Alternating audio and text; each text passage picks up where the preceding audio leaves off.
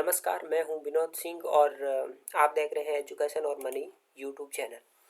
एक काफ़ी बड़ी एक खबर आ रही है कि चुनाव के बाद टोटल 41,000 पदों के लिए आवेदन और जो 5 भर्तियों की प्रक्रिया है वो शुरू की जाएगी। तो देख लेते हैं कौन कौन सी प्रक्रियाएं हैं, कौन कौन सी भर्तियां हैं, क्या एलिजिबिलिटी है वगैरह वगैरह, वो सब देख सकते हैं हम।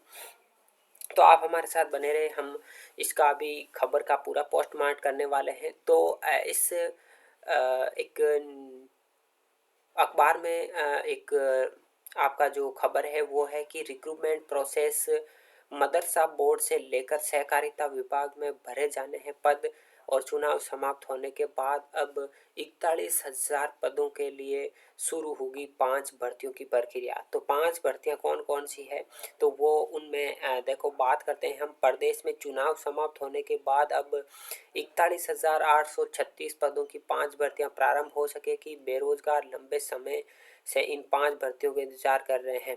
प्रदेश में जब से विधानसभा चुनाव की आचार संहिता लगी थी तब से ही भर्तियों का मामला अटक गया है। जिन भर्तियों के आवेदन की तिथि आचार संहिता से पहले घोषित की गई थी, बात याद रखिए, जो आचार संहिता से पहले भर्तियां आ चुकी हैं उन्हीं को ही वापस उनकी प्रक्रिया है वो जारी की जाएगी, क्योंकि अब आचार संहिता हट चुकी है और नई सरकार आ गई है।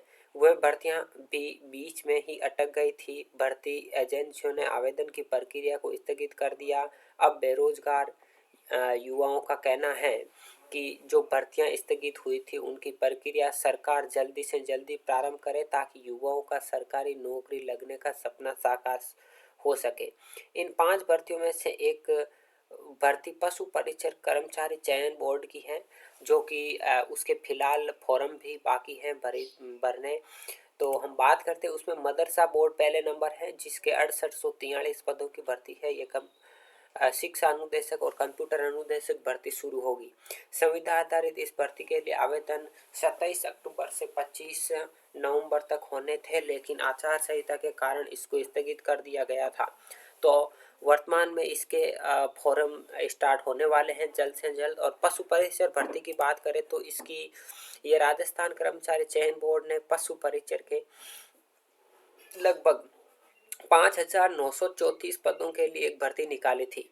इस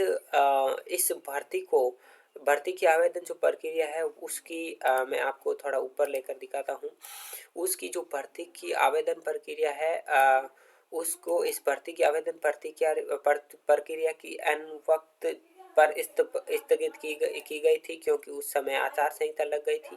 और सफाई कर्मचारी की भी भर्ती है एक, जो कि इस न्यूज में छपी हुई है कि इसमें डीएलबी ने सफाई कर्मचारी की भर्ती में पद बढ़ाए थे। इसके बाद इस भर्ती में लगभग 24,797 पद हो गए थे। इस भर्ती के लिए आवेदन की प्रक्रिया 16 अक्टूबर से ही ओपन होनी थी, लेकिन इसको भी स्थगित कर दिया गया था। तो काफ़ी ज़्यादा भर्तियां हैं वो स्थगित हो गई थी आचार संहिता लगने के बाद। और कांस्टेबल भर्ती की बात करें तो राजस्थान पुलिस की भर्ती है वो 3578 पदों पर होनी थी, लेकिन इसका शारीरिक जो दक्षता है मापतौल है उसका 26 अक्टूबर से प्रारंभ होनी थी, लेकिन इसको भी स्थगित कर दिया गया है।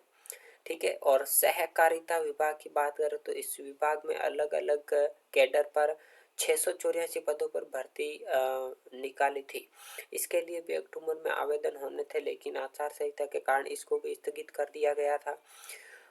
और पशु परिचर भर्ती की विज्ञप्ति जारी की गई थी, जो आचार संहिता के कारण स्थगित हो गई थी। अब आचार संहिता हटने के बाद इस भर्ती के लिए आवेदन की प्रक्रिया शुरू कर दी जाएगी। समय रहते पूरी प्रक्रिया कर ली जाएगी, पूरी पारदर्शिता रहेगी। और आलोक राज अध्यक्ष राजस्थान कर्मचारी बोर्ड ने ये बात बताई है।